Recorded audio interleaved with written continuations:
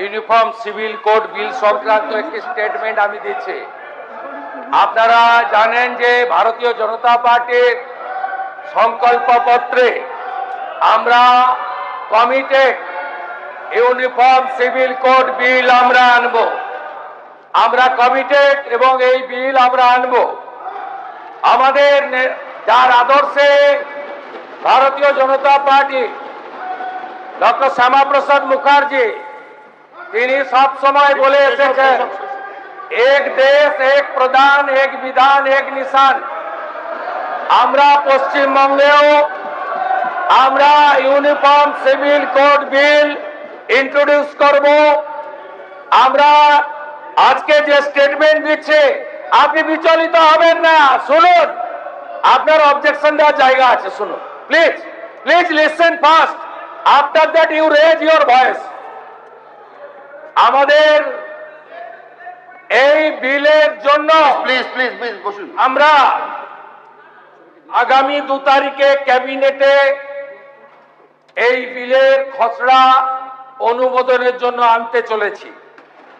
আমরা এই বিলে source base and reading approach Gujarat uniform civil code bill 2026, the Uniform Civil Code Assam 2026, the Uniform Civil Code of Uttarakhand 2024 একে base করে আমরা uniform civil code বিল আনতে চলেছি, যেখানে এই রাজ্যে একটা আইন চলবে, ধর্মের ভিত্তিতে দুটো বিল চলবে না।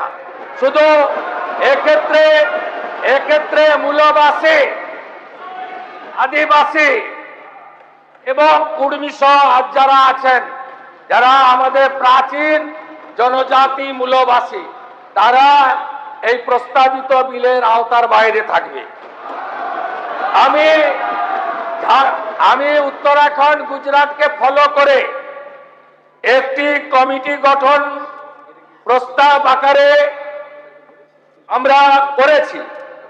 সেই কমিটির হেডে থাকবেন সুপ্রিম কোর্টের retired justice Ranjana Desai chairperson.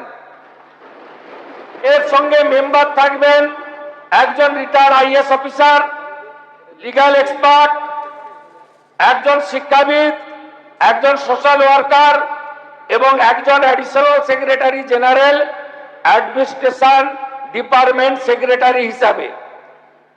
এই টাস্ক ফোর্সের কাজ যেগুলো দেওয়া হয়েছে, conduct a comprehensive study of the various personal family laws prevailing in the state, including provisions related to marriage, divorce, maintenance, succession, adoption and live-in relationship। এই ধরনের মোট 9টি বিষয় এই কমিটিকে দেওয়া হয়েছে। আমি এই হাউসে অ্যাসিওর করছি যে এই কমিটিকে 4 সপ্তাহ টাইম দেওয়া হয়েছে।